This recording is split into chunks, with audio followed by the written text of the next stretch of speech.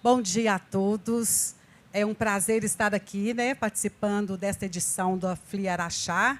Nós estamos aqui hoje para falar de um tema bastante importante, que é o protagonismo da mulher na literatura.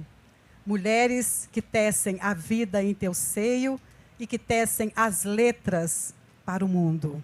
E assim nós vamos começar. Eu sou a Dircilene Batista, sou da cidade de Lagoa da Prata, pertenço à Academia Lagopratense de Letras, a Asaleng, e estamos aqui para realmente falar sobre esse tema. Eu gostaria agora, as nossas convidadas aqui também fizessem uma breve apresentação para nós.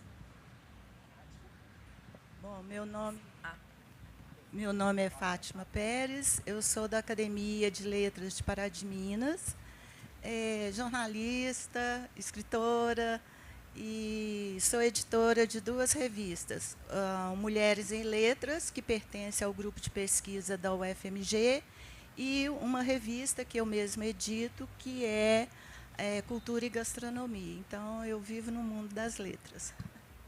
Ceci Barbosa Campos, de Juiz de Fora. Sou presidente da Academia Juiz Forana de Letras, professora aposentada da Universidade Federal de Juiz de Fora, e a minha atividade agora tem sido muito constante, com palestras, cursos livres para diversas academias, no Brasil e no exterior, às quais eu pertenço. Obrigada. Rosana.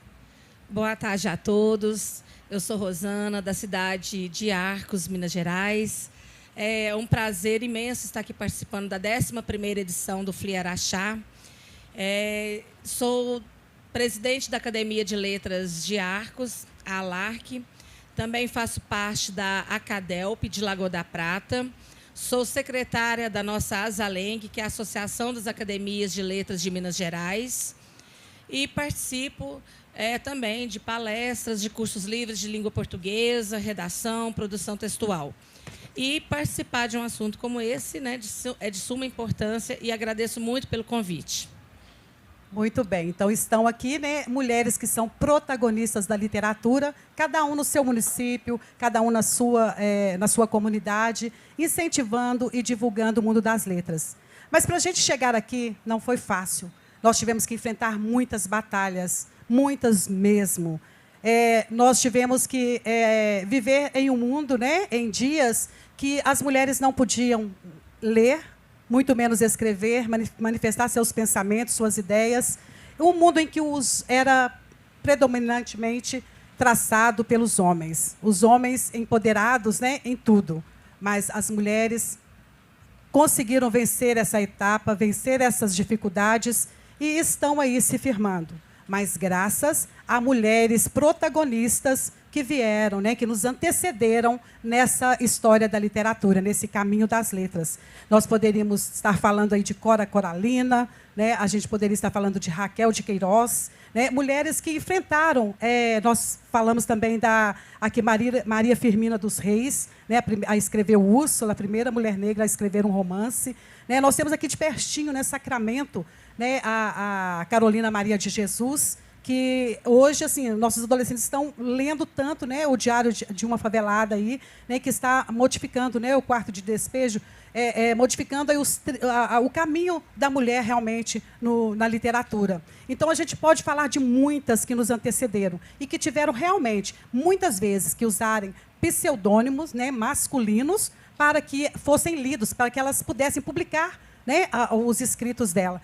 E quando Raquel de Queiroz, eu lembro de ver esse escrito, quando Raquel de Queiroz publicou o 15, a história da seca, e eu lembro que Graciliano escreveu uma notinha falando, mas é uma mulher? Não, eu acho que é um homem que usou esse pseudônimo.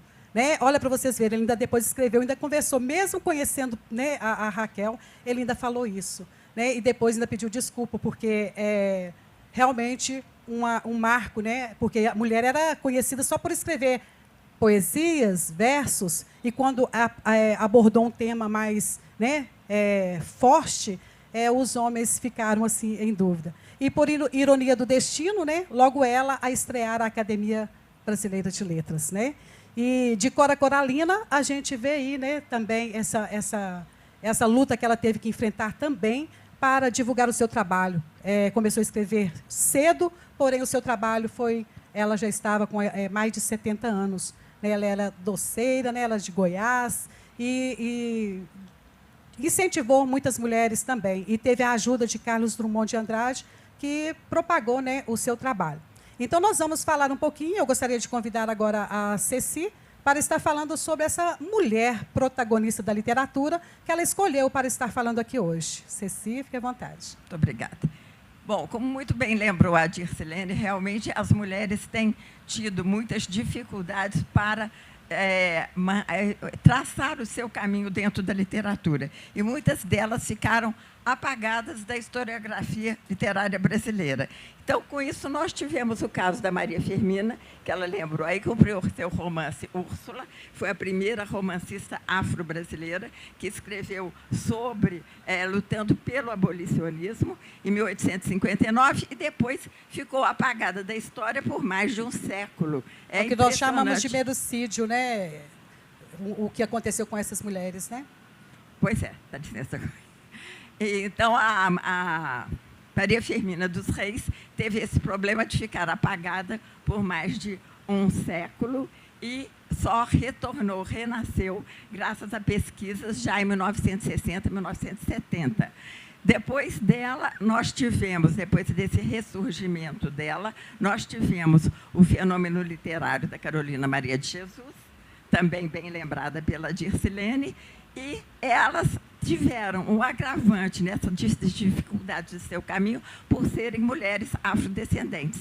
Então, se as mulheres brancas tiveram sempre dificuldade para conseguir o seu lugar nesse caminho masculino, inclusive dentro das editoras que privilegiavam sempre os autores masculinos em seus catálogos, as afrodescendentes, então, tiveram uma situação muito mais difícil. Isso começou a se modificar em 1978, 79, quando surgiram em São Paulo as publicações dos Cadernos Negros. Os escritores afrodescendentes, cansados de terem que lutar por um espaço para terem suas obras publicadas, saindo, divulgando seus trabalhos mimeografados pelos bares de São Paulo, resolveram, inspirados no nome dos Cadernos da Carolina de Jesus, fazer essa publicação Cadernos Negros, que existe até hoje. E essa publicação deu margem para que muitos escritores e escritoras afrodescendentes aparecessem. E, entre essas escritoras de grande importância, nós temos a Conceição Evaristo, a escritora mais premiada no momento, que começou a publicar nos Cadernos Negros e com a publicação de uma edição de poesia, que os Cadernos Negros sempre se caracterizaram por um ano fazem a publicação de poesias, no outro ano fazem a publicação de prosa. E a Conceição Evaristo, então, teve o seu primeiro poema publicado, Vozes Mulheres, nos Cadernos Negros. E depois, as dificuldades dela continuaram por muito tempo, tanto que só aos 70 anos ela começou a ter reconhecimento literário.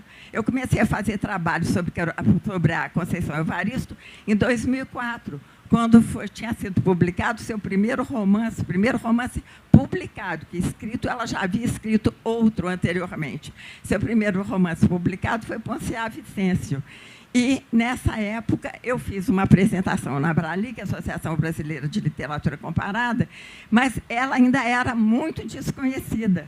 Eu a conheci nessa sessão, porque nessa ocasião ela ainda tinha tempo para ir comparecer a esses congressos e participar. Então, na hora da minha apresentação, abre-se a porta, entra a Conceição Evaristo, foi uma emoção enorme. Eu tenho que falar, foi um trabalho que eu tinha feito, como é uma associação de literatura comparada, tinha feito um trabalho sobre Ponciá Vicêncio e a amada de Toni Morrison, a escritora afrodescendente americana. Então, a coisa atualmente já é diferente, existem inúmeras editoras que se dedicam à publicação de afrodescendentes, às vezes até priorizando a situação da mulher.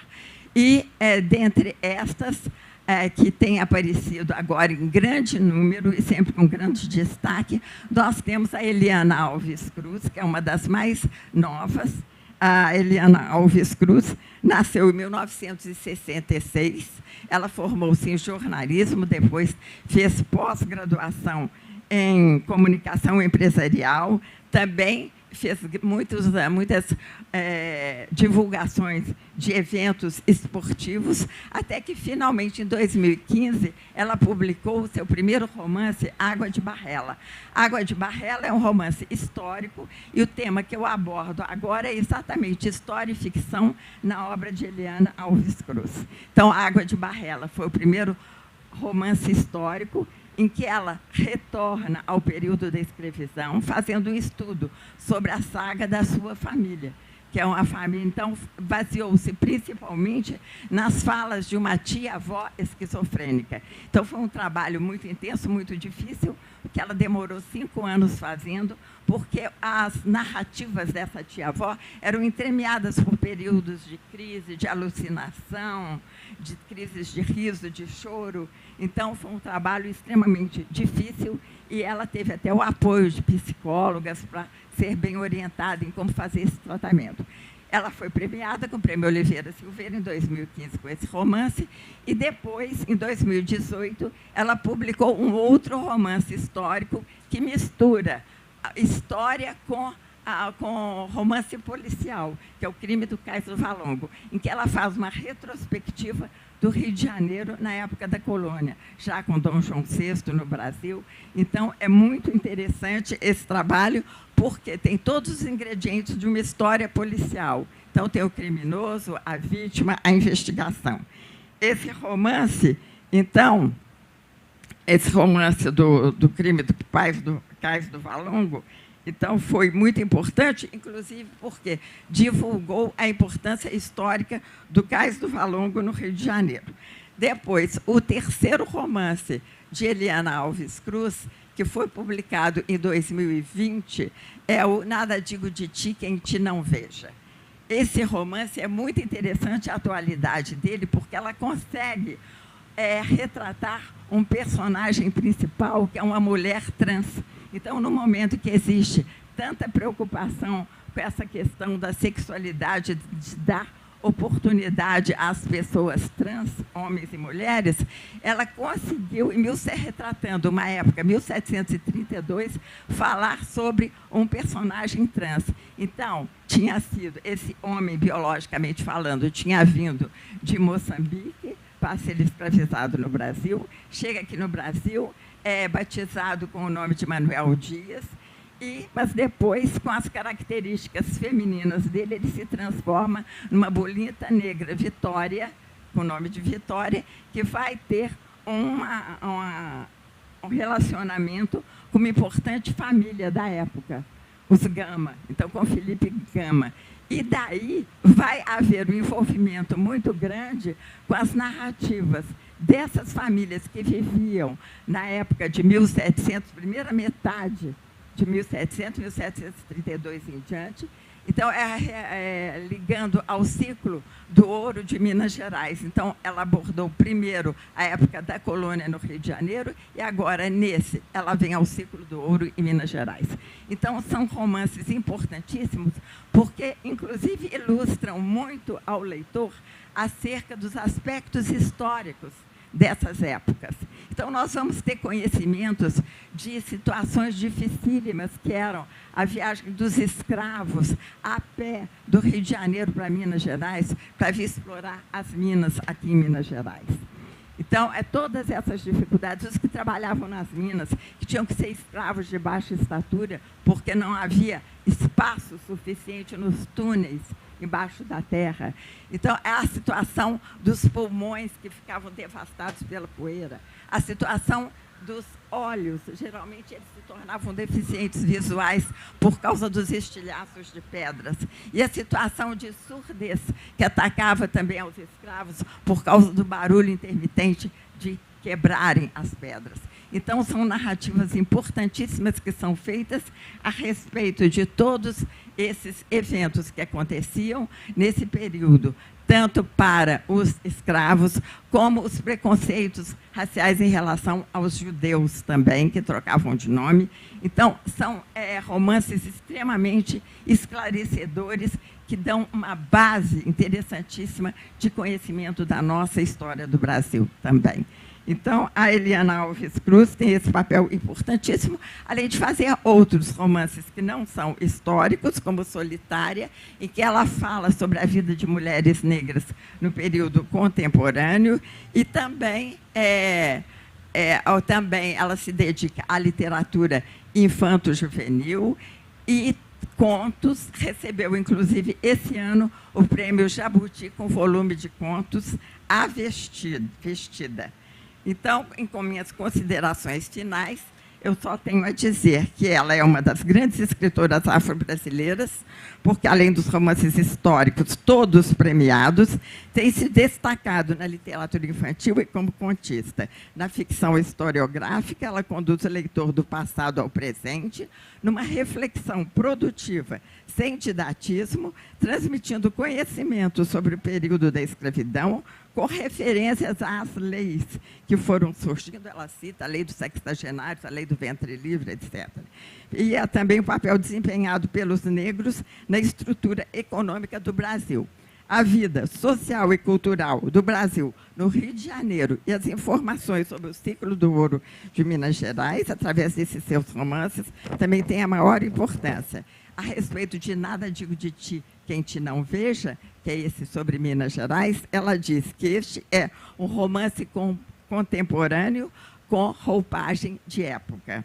São obras que trazem luz sobre o passado e apresentam questões que permanecem atuais, como as delações premiadas, as denúncias anônimas, as fake news, a preocupação das pessoas em aparentar vidas diferentes daquelas que realmente vivem, com ostentação e falsa alegria, todo o artificialismo que é visto diariamente pela internet. Muito obrigada. Agradecemos aí, Ceci, né, que contribuiu com essa fala riquíssima. E a gente aborda bem esse memoricídio aí, né? Quantas autoras, quantas escritoras foram realmente apagadas pela história. Hoje, graças a Deus, a gente está rompendo esse nome horrível aí, quebrando esses paradigmas. Daqui a pouco a Rosana, inclusive, vai estar falando sobre esse dado que a gente ainda prevalece nos dias atuais, né? A gente precisa, né, quebrar esse silêncio desse cânon literário para a gente construir novas possibilidades para a figura da mulher enquanto escritora, né, aí fazendo esse mundo das letras. Vamos agora ouvir um pouquinho, né, a Fátima, que também preparou aí sobre esse protagonismo da mulher, né, na literatura. Bom, eu vou contar primeiro um pouquinho da minha experiência com a literatura lá na UFMG. Talvez a Ceci a conheça, que é a Constância Lima Duarte. Em 2006, nós criamos um grupo de pesquisa que chamava Mulheres em Letras. Chama, né? Ele ainda existe, não são tantas mais que estão participando, mas ele ainda continua atuando. Então, de 2006 até 2020, quando aí veio a pandemia, né? A gente era bem atuante lá na UFMG, a gente estava ligada à Faculdade de Letras, e começamos a estudar aquelas mulheres que ficaram esquecidas, né? Assim como a própria Carolina Maria de Jesus, a Conceição Evaristo, que depois surgiu em 2006. Coloca mais assim. 2006. Quero. Em 2006, e aí a gente começou a produzir livros, estudos sobre autoras que estavam esquecidas e que precisavam se tornar mais conhecidas pela juventude, pelos novos estudantes da UFMG e tudo mais. E aí começamos a produzir esses estudos. Hoje, nós temos 9 livros, em torno de umas quase 200 escritoras, né, que hoje estão sendo bastante estudadas, assim como a própria Carolina Maria de Jesus e outras. E, a partir daí, a gente começou a estudar algumas autoras para embasar os nossos estudos. Uma delas é a Regina Dal Castanho, que fez uma pesquisa muito interessante e que dizia que os romances... Obrigada. Ela fez um estudo entre 1990 e 2004, estudando somente romances. Essas publicações diziam o seguinte: nesse período de 15 anos, de 165 autores, 120 eram homens, né? Ou seja, 72,5% desses romances publicados, né, eram de autoria masculina. E um fato assustador que deixou a gente assim estarrecidas: 93%, quase 94%, eram homens e homens brancos. Então, aí mostra como que a literatura brasileira, até pouco tempo, ela ainda era uma literatura branca, né, e masculina. E, a partir daí, a gente começou a discutir esses temas. E uma coisa que ficou evidente para a gente também, que a mulher começou a se tornar protagonista a partir dos movimentos feministas, que tem a Anísia Floresta, né, como uma das maiores incentivadoras desse protagonismo. Ou seja, a Anísia Floresta, ela é do Rio Grande do Norte, não é isso? Eu acho que, se não estou enganada. Então, a partir desses movimentos feministas é que a gente vai ter um começo do protagonismo da mulher, né? Mas, porém, ainda era uma mulher branca, né, como disse a própria Ceci, porque ela tinha acesso à leitura, aos estudos e tudo mais. E a mulher, ela só vai ter também um maior destaque já com o movimento feminista a partir dos anos 60, dos anos 70, e agora, atualmente, com esse movimento também, né, de LGBTs e trans e tudo mais. Então, assim, a mulher, ela está se destacando nesse cenário, né, e mostra que a mulher, ela ainda é, atualmente, uma protagonista ainda um pouco tímida em relação ao que a gente vê em relação aos homens, né? Eu queria citar a própria Constância, que eu acho que é interessante, que é a nossa coordenadora desse grupo de pesquisa, e ela diz o seguinte: a constatação de que a literatura, a imprensa e a consciência feminista surgiram praticamente ao mesmo tempo no Brasil, nas primeiras décadas do século XIX. Ela contribuiu para ampliar essa investigação. Quando as primeiras mulheres tiveram acesso ao letramento, imediatamente se apoderaram da leitura, que, por sua vez, as levou à escrita e à crítica. Independente de serem poetisas, ficcionistas, jornalistas ou professoras, a leitura lhes deu consciência do estatuto de exceção que ocupava no universo de mulheres analfabetas, da condição subalterna a que o sexo estava submetido, e propiciou o surgimento dos escritos reflexivos e engajados, tal a denúncia e o tom reivindicatório que muitos deles ainda hoje contêm.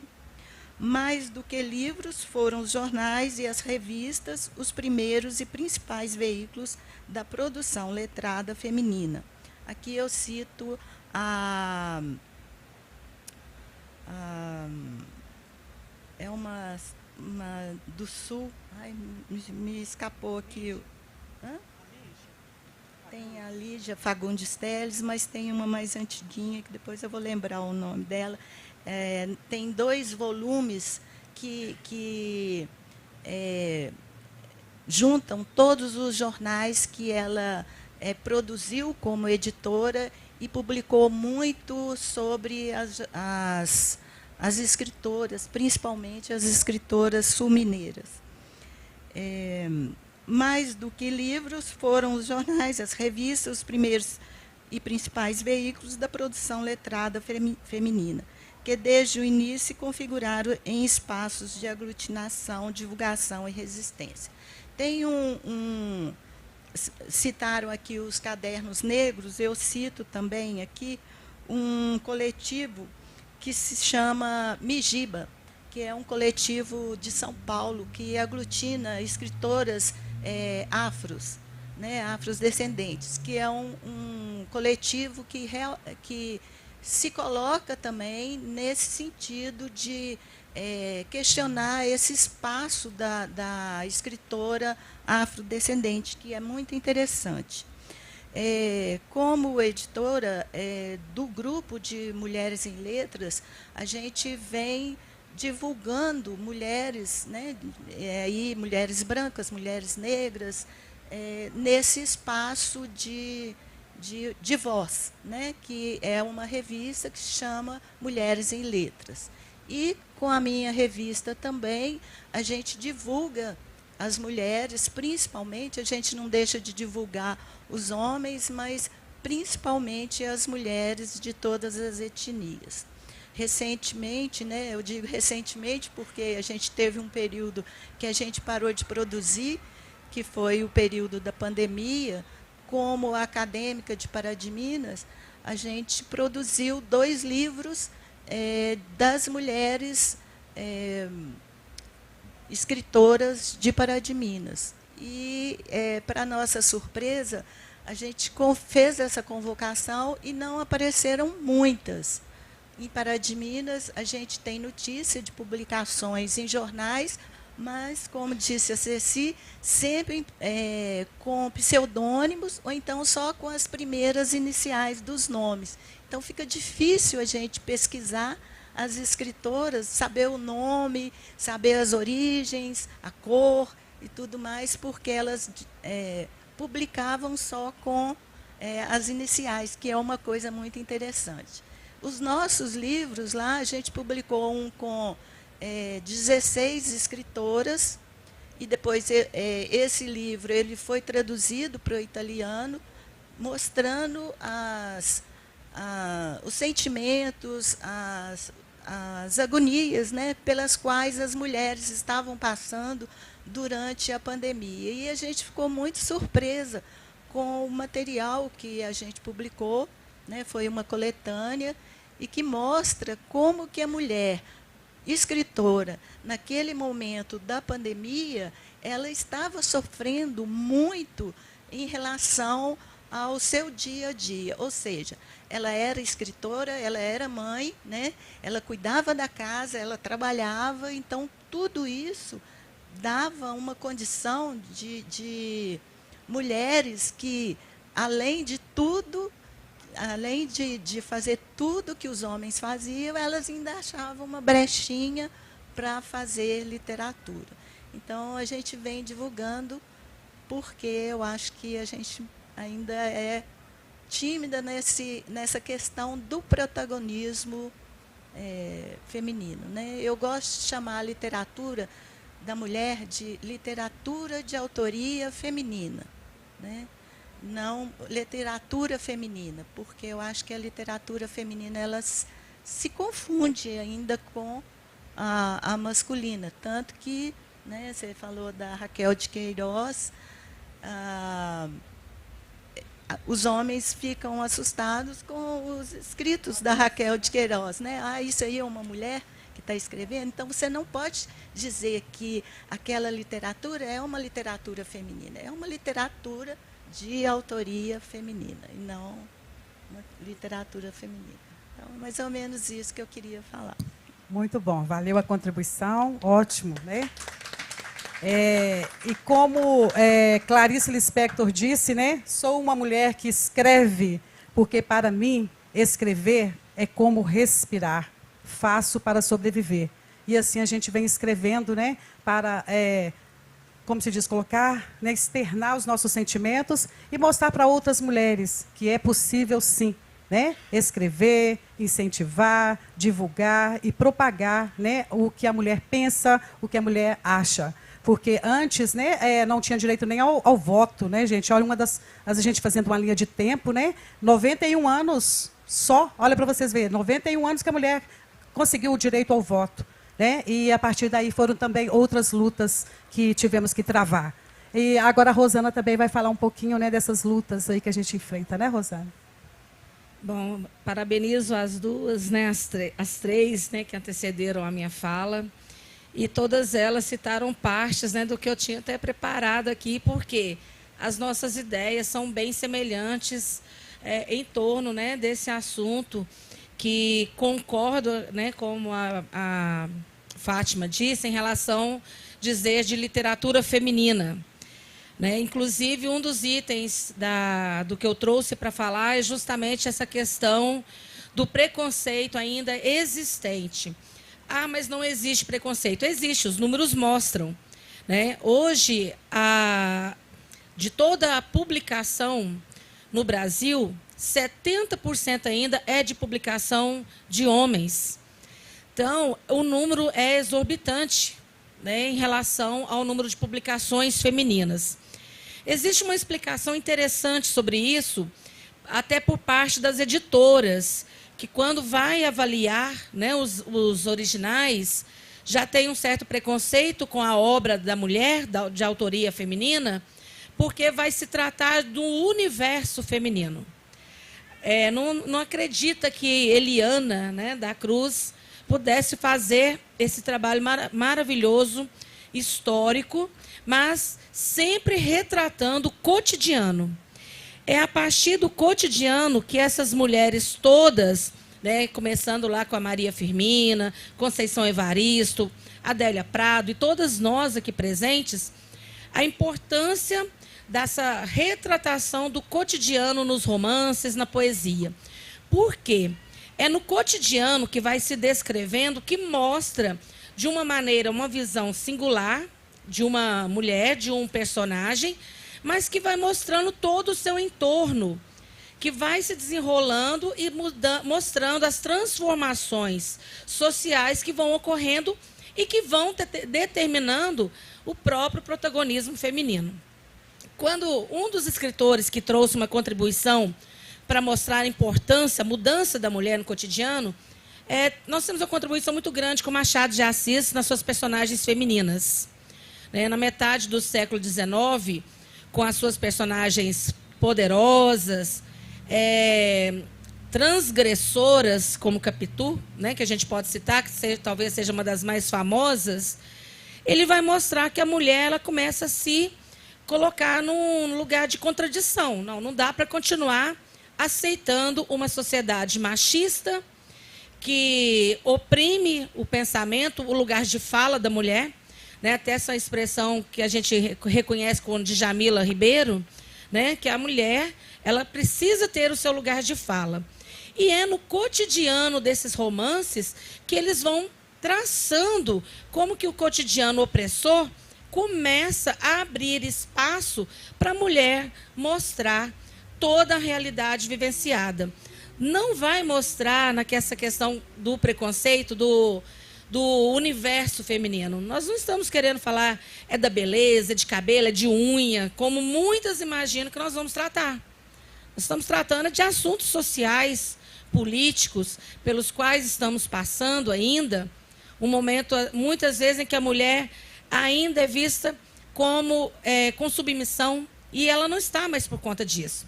Então, esse protagonismo vem justamente dessa transformação que nós, mulheres, não aceitamos mais. E uma das questões interessantes, como foi citado aqui, se para uma mulher branca é difícil publicar, mostrar que o seu romance, a sua obra tem valor, imagine, então, né, para um país ainda que tenta falar que não tem preconceito racial, mas existe e ele está impregnado em todos os cantos, né? E essa luta racial, principalmente com a questão da mulher, não é uma luta que tem que partir apenas das pessoas negras. Ela é nossa. Nós é que temos que lutar para não aceitar este preconceito, né? Já estive na FLIUP, né, mediando uma mesa para falar do assunto sobre... Foi, inclusive, na homenagem, né, no dia que se lembra... me ajuda a lembrar aí, gente?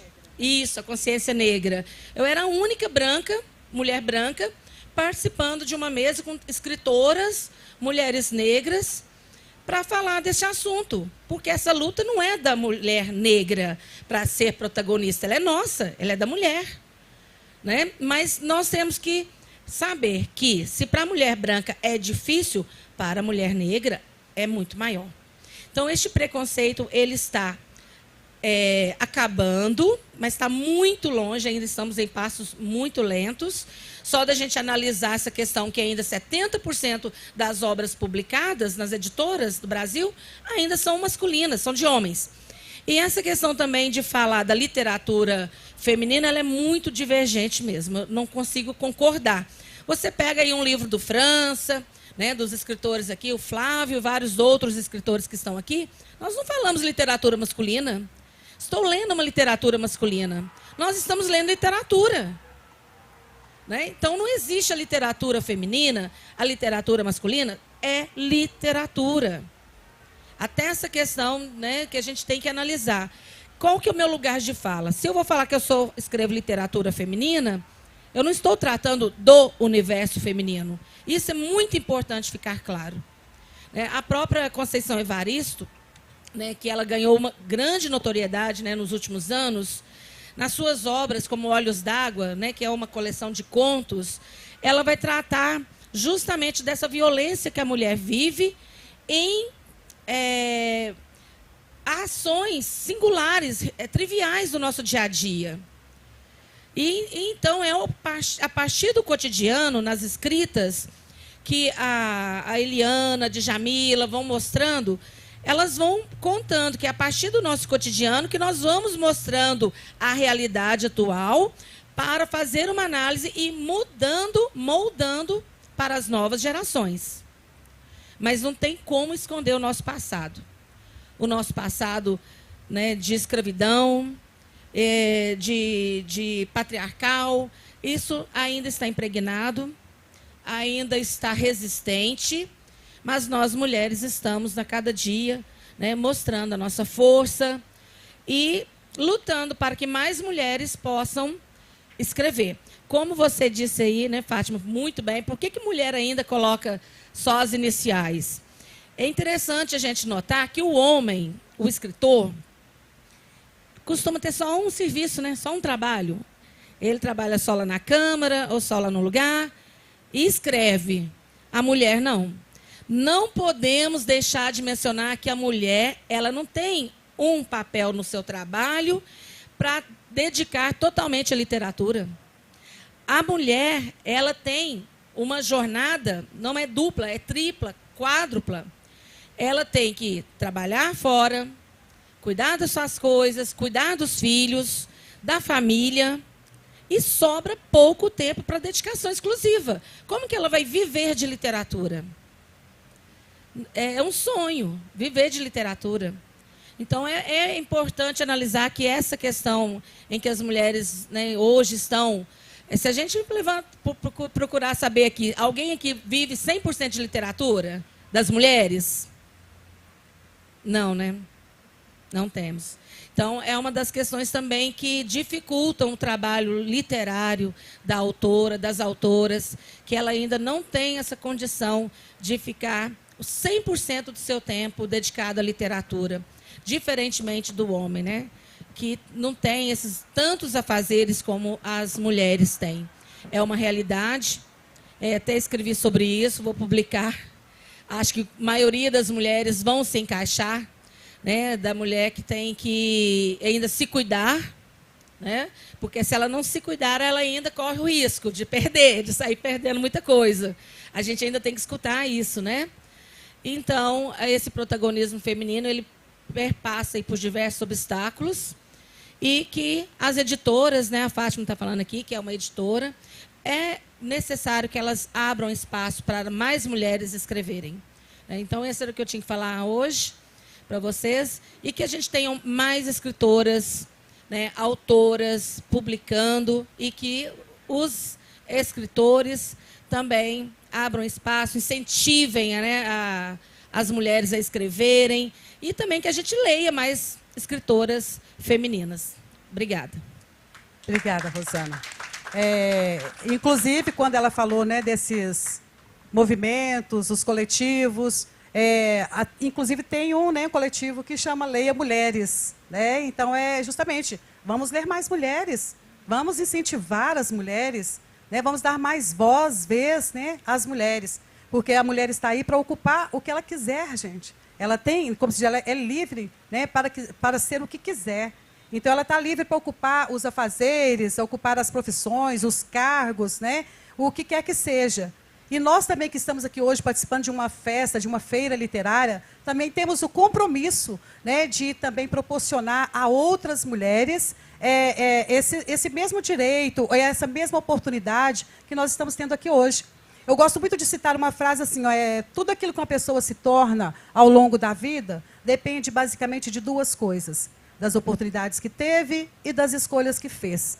Então, a oportunidade nós estamos tendo aqui hoje, né, de partilhar sobre a nossa literatura, sobre o nosso gosto, né, de brincar, de profissionalizar, por que não, com o mundo das letras. E agora, o caminho, né, essa escolha aí de divulgar, de fazer, vai depender de cada um de nós. Né? A Fátima, a Ceci, a Rosana, cada um está aí. Cada um numa cidade, num segmento, né, e interligadas por essa paixão que é a literatura, que são os livros. Né? Escreva aqui para mim, por favor.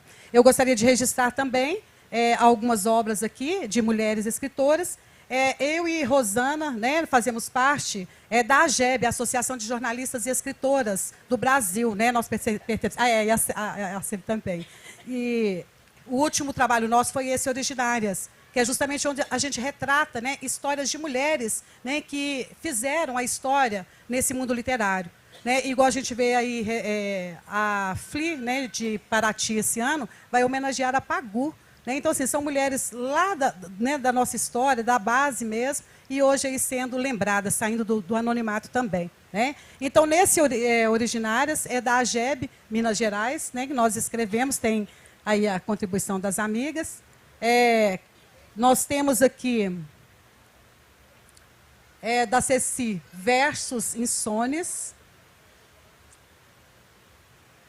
Temos aqui da Fátima, né, que é presidente da Academia Lagopratense de Letras, Amor, Sabor e Poesia. Nós temos o da Fátima, vai cair aqui. Aqui da Fátima, né? Pode traduzir para nós, Fátima. Letras da Quarentena. Letras da Quarentena, que foi o período pandêmico que nós vivemos, né, e que tivemos que, assim, descobrir novas maneiras de estar interagindo com os nossos leitores. Gente, porque vocês, leitores, também têm um grande papel na vida de quem escreve.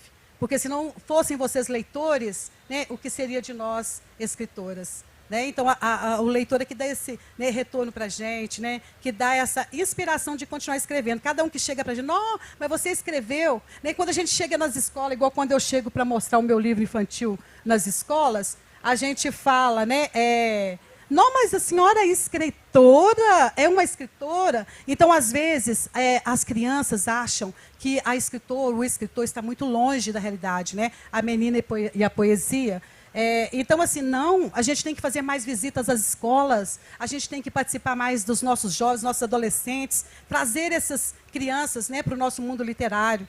E também, por que não, incentivar mais os nossos professores, né, a estar trabalhando com a literatura da mulher, a literatura, os escritos femininos. Né? Então, eu gostaria de deixar aqui para vocês hoje isso. E eu tenho algumas inspirações também, além de Cora Coralina, que é a minha patrona na Academia de Letras. Eu também tenho a Cândida Correia Cortes Carvalho, que é aqui de Cruzeiro da Fortaleza, né, morou em Luz, era da MUMIG, né, do Instituto Histórico e Geográfico de Minas Gerais, foi minha professora, minha madrinha, e também me incentivou a seguir esse caminho das letras. E da Cora Coralina, ela sempre falou, né, gente, vença, né, viva, vença as pedras, né, abandone as pedras, plante flores, faça doces, porque ela era uma doceira, né? E então, assim, para finalizar para vocês, eu gostaria de deixar isso. Então, né, vamos superar toda essa história, né, que está escrita aí na negritude ainda lá do passado, né, mas que a gente precisa resgatar essa negritude enquanto fazedores de história, fazedores de literatura, de arte, de cultura. Porque nós não o que faz a gente sobreviver. Sobrevivemos nos tempos pandêmicos e estamos aí hoje, né, como se diz, para contar que é possível, sim, a gente fazer história. Então, continuem, né, superando os problemas, como se diz, deixando as pedras, plantando flores e fazendo doce. E a Georgina, que é da Academia Lagopratense de Letras, ela trouxe doce, ela representando todas essas escritoras do nosso passado que nós falamos aqui hoje. Todas as escritoras que foram protagonistas na literatura brasileira, né? Ela está representando essa mulher. Ela trouxe um mimozinho, um doce para adoçar a vida de todos vocês. Muito obrigada pela oportunidade.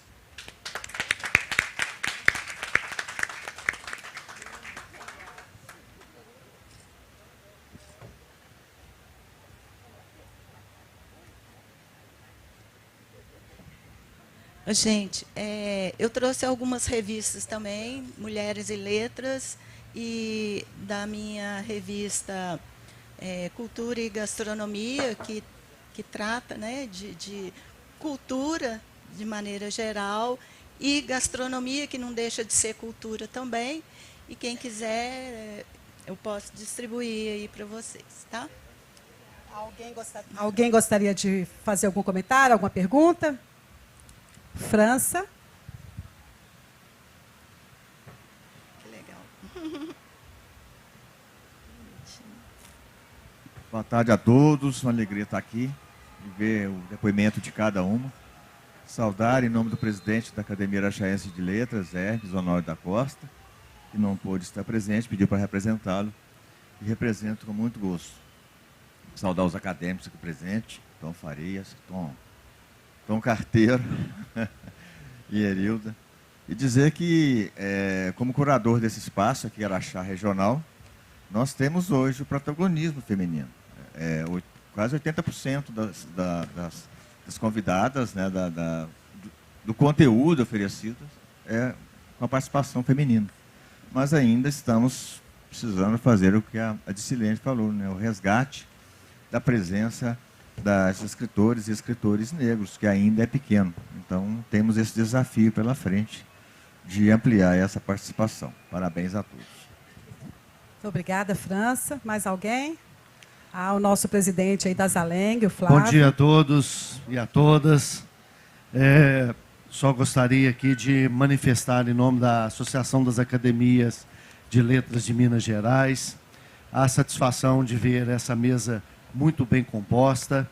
E também, viu, França, você que é o curador aqui desta área regional da FLI Araxá, como mudou também para melhor a estrutura da FLI Araxá. O ano passado, nós tivemos a oportunidade de participar das palestras e de painéis na área externa, ali na frente daquele ônibus.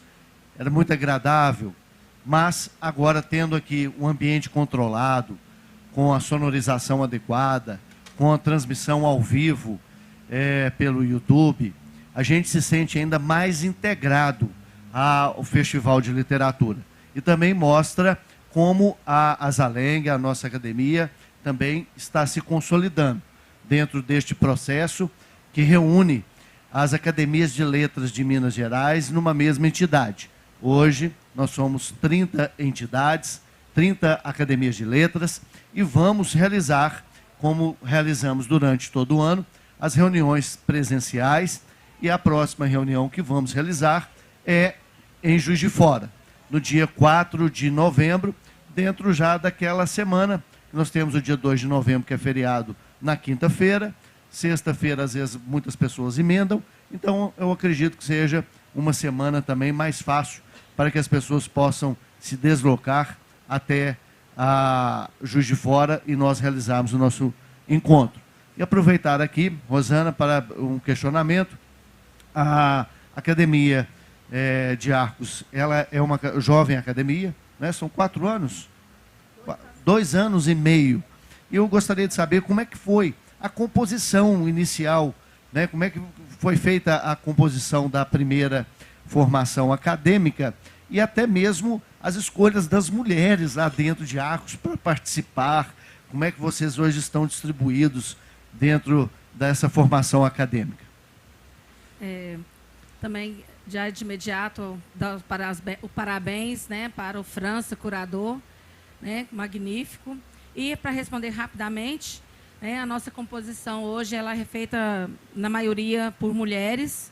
E essa escolha foi justamente porque ela já assumiu um papel de protagonismo na sociedade. Então, era gente que a gente já via publicar na internet, nas redes sociais, que a gente já sabia que queria publicar seus livros. Nós tivemos aí a Dicilene, que na ocasião era presidente da Academia de Lagoa da Prata. Então, ela é a nossa academia, a academia é a nossa madrinha, porque ela já tem 20 anos de percurso e nós temos apenas 2 anos e meio. Nós estamos aprendendo. A maioria é composta realmente por mulheres, e essas mulheres assumiam um certo protagonismo na nossa cidade. Então, por isso, ela é feita por mais mulheres. E a gente tem apenas um escritor negro. Como é bom saber que a sua academia tem a maioria formada por mulheres escritoras.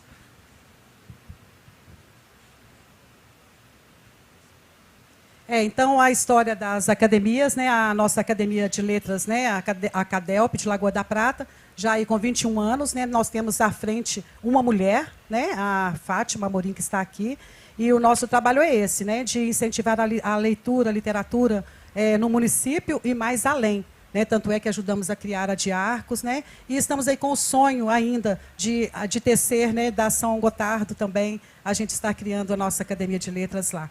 Né, e eu gostaria também de deixar aqui os nossos agradecimentos, já fechando, né, às mulheres da literatura de Araxá, que é hoje a nossa anfitriã. Eu gostaria de dar destaque aqui, né, a nossa homenagem à carteira dos Correios, Deise, a vereadora Leni Nobre, a jornalista Regina Porfírio, a secretária de Educação Zulma Moreira e, claro, todas as acadêmicas, as mulheres que fazem parte da Academia Araxaense de Letras. Então, fica aí, gente, né, que continuemos esse trabalho, continuamos as nossas andanças pelo mundo literário, mas sem esquecer de onde viemos, onde estamos e para onde estamos indo nesse caminho das letras. Tenham todos um bom dia, né, uma boa tarde para todos. Muito obrigada.